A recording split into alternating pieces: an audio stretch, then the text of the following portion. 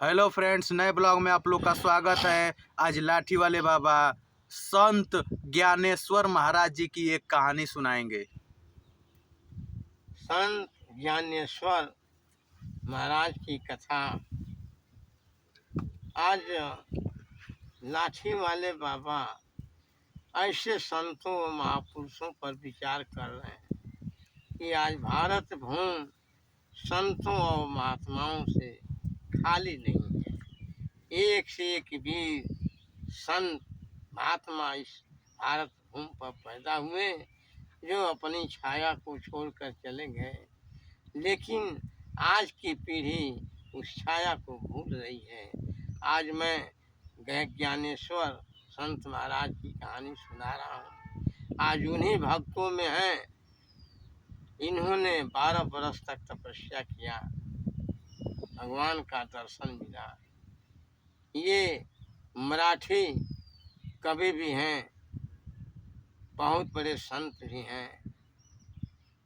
कुछ दिनों के बाद ये भिरकुड़ा मठ पर आकर रहने लगे। भिरकुड़ा महंत की कहानी मशहूर है। वही महंत जो बाबा ज्ञानेश्वर जी हैं। इनकी कहानी इस तरह की है कि इनका तप इतना चला कि कुछ लोग जो है इनके तपस्या को देख करके इनका विरोध करने लगे।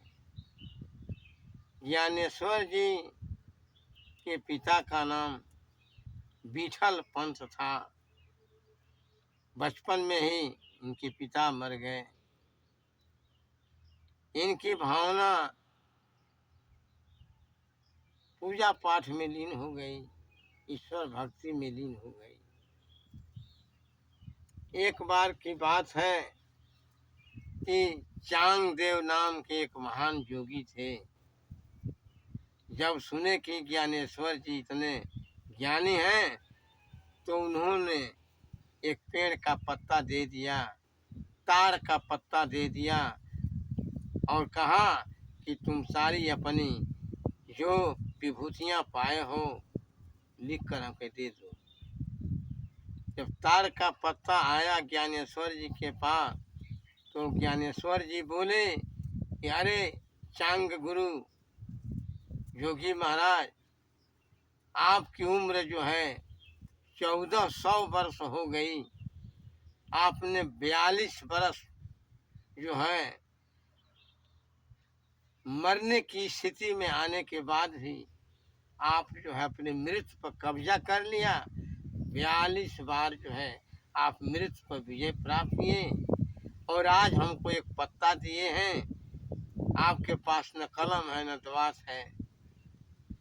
इस बात पर चांग मुनि, चांग जोगी चिढ़ गए और उन्होंने इनसे बुरी तरह से बदला लेने के लिए तैयार हो गए।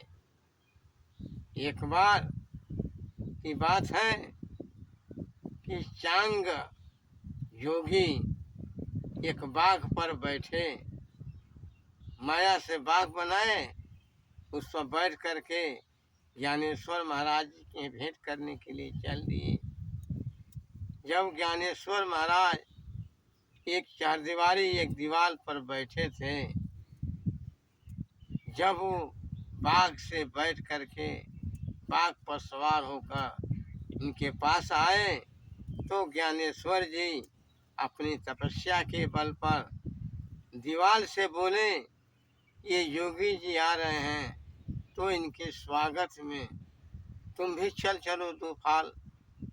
दीवार जो है चलने लगी।